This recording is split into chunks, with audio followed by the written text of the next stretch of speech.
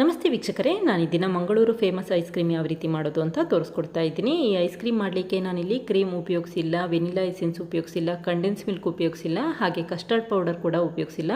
ತುಂಬ ಸುಲಭವಾಗಿ ಮಾಡಬಹುದು. ಮನೆಯಲ್ಲಿರುವಂಥ ಸಾಮಗ್ರಿಗಳನ್ನೇ ಉಪಯೋಗಿಸ್ಕೊಂಡು ರುಚಿಯಾದ ಐಸ್ ಕ್ರೀಮ್ ಮಾಡಬಹುದು. ಹಾಗೆ ನಿಮಗೆ ಈ ವಿಡಿಯೋ ಇಷ್ಟ ಆದರೆ ಪ್ಲೀಸ್ ವಿಡಿಯೋನ ಲೈಕ್ ಮಾಡಿ ಮತ್ತು ಚಾನಲ್ಗೆ ಸಬ್ಸ್ಕ್ರೈಬ್ ಮಾಡಿ.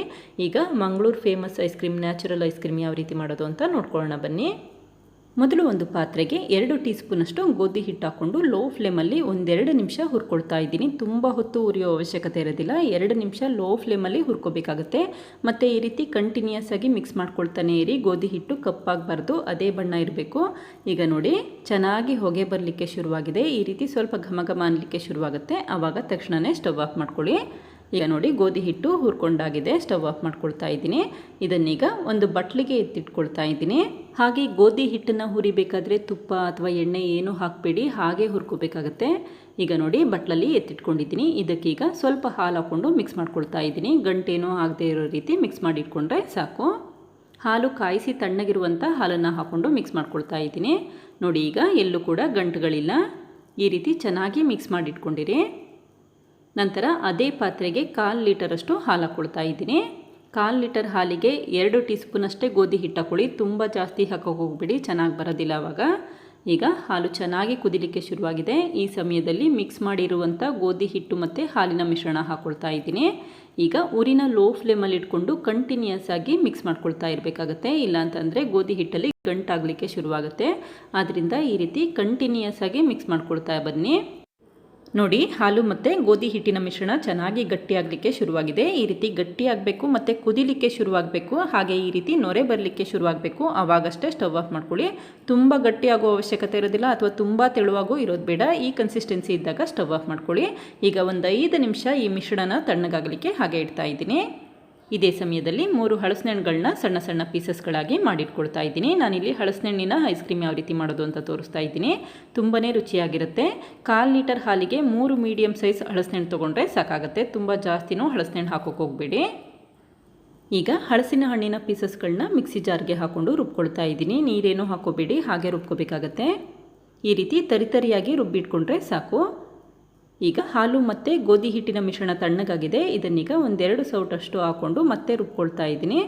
ಹಲಸಿನ ಹಣ್ಣು ಪೀಸಸ್ಗಳೆಲ್ಲ ಚೆನ್ನಾಗಿ ನುಣ್ಣಗಾಗಲಿ ಅಂತ ಮತ್ತೆ ರುಬ್ಕೊಂಡಿದ್ದೀನಿ.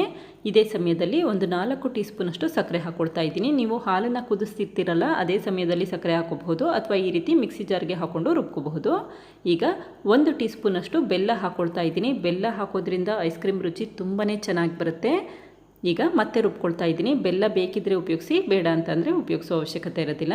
ಈಗ ನೋಡಿ, ಚೆನ್ನಾಗಿ ರುಬ್ಕೊಂಡಿದ್ದೀನಿ. ಈಗ ಉಳಿದಿರುವಂಥ ಗೋಧಿ ಹಿಟ್ಟು ಮತ್ತು ಹಾಲಿನ ಮಿಶ್ರಣ ಹಾಕ್ಕೊಂಡು ಮತ್ತೆ ರುಬ್ಕೊಳ್ತಾ ಇದ್ದೀನಿ.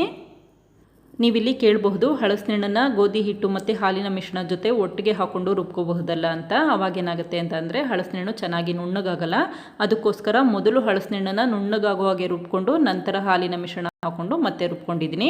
ಈಗ ನೋಡಿ, ಚೆನ್ನಾಗಿ ನುಣ್ಣಗಾಗಿದೆ. ಈ ರೀತಿ ನುಣ್ಣಗಾಗಿರಬೇಕು ಮತ್ತು ಕ್ರೀಮ್ ರೀತಿ ಆಗಿರಬೇಕು. ಆವಾಗಷ್ಟೇ ಒಂದು ಪ್ಲಾಸ್ಟಿಕ್ ಕಂಟೈನರ್ಗೆ ಹಾಕ್ಕೊಳ್ತಾ ಇದ್ದೀನಿ. ಈ ಸಮಯದಲ್ಲಿ ಬೇಕಿದ್ರೆ ನೀವು ಡ್ರೈ ಫ್ರೂಟ್ಸ್ಗಳನ್ನು ಕೂಡ ಹಾಕೋಬಹುದು. ನಾನಿಲ್ಲಿ ಡ್ರೈ ಫ್ರೂಟ್ಸ್ ಏನೂ ಹಾಕ್ತಾ ಇಲ್ಲ. ತುಂಬ ಸಿಂಪಲ್ಲಾಗಿ ಮಾಡೋದು ಹೇಗೆ ಅಂತ ತೋರಿಸ್ತಾ ಇದ್ದೀನಿ. ಈಗ ಲಿಡ್ ಕ್ಲೋಸ್ ಮಾಡಿ 8 ಗಂಟೆ ಫ್ರೀಝರಲ್ಲಿ ಸೆಟ್ ಆಗಲಿಕ್ಕೆ ಇಡ್ತಾ ಇದ್ದೀನಿ. ಈಗ 8 ಗಂಟೆ ಆಗಿದೆ. ನೋಡಿ, ಚೆನ್ನಾಗಿ ಸೆಟ್ ಆಗಿದೆ. ಈ ರೀತಿ ಸೆಟ್ ಆಗಿರಬೇಕು, ಗಟ್ಟಿಯಾಗಿರಬೇಕು. ಆವಾಗ ಐಸ್ ಕ್ರೀಮ್ ತುಂಬ ಚೆನ್ನಾಗಿ ಬಂದಿರುತ್ತೆ ಅಂತ ಅರ್ಥ. ನೋಡಿ, ಎಷ್ಟು ಸಾಫ್ಟಾಗಿ ಬಂದಿದೆ ಅಂತ ತೋರಿಸ್ತಾ ಇದ್ದೀನಿ. ತುಂಬ ಸಾಫ್ಟಾಗಿರುತ್ತೆ. ಬಾಯಲ್ಲಿಟ್ಟರೆ ಕರ್ಗೋ ಹಾಗೆ ಇರುತ್ತೆ. ಕ್ರೀಮ್ ಹಾಕಿದರೆ ಯಾವ ರೀತಿ ಜಾಕ್ಫ್ರೂಟ್ ಐಸ್ ಕ್ರೀಮ್ ಇರುತ್ತೆ ಅದೇ ರುಚಿಯಲ್ಲಿ ಇರುತ್ತೆ. ನೋಡಿ, ಕ್ರೀಮ್ ಇಲ್ಲದೇ ಇದ್ದರೂ, ಕಂಡೆನ್ಸ್ ಮಿಲ್ಕ್ ಇಲ್ಲದೇ ಇದ್ದರೂ, ಹಾಗೆ ವೆನಿಲಾ ಎಸೆನ್ಸ್ ಇಲ್ಲದೇ ಇದ್ದರೂ ಮನೆಯಲ್ಲಿರುವಂಥ ಸಾಮಗ್ರಿಗಳನ್ನ ಉಪಯೋಗಿಸ್ಕೊಂಡು ಐಸ್ ಕ್ರೀಮ್ ಮಾಡೋದು ಹೇಗೆ ಅಂತ ತೋರಿಸ್ಕೊಟ್ಟಿದ್ದೀನಿ.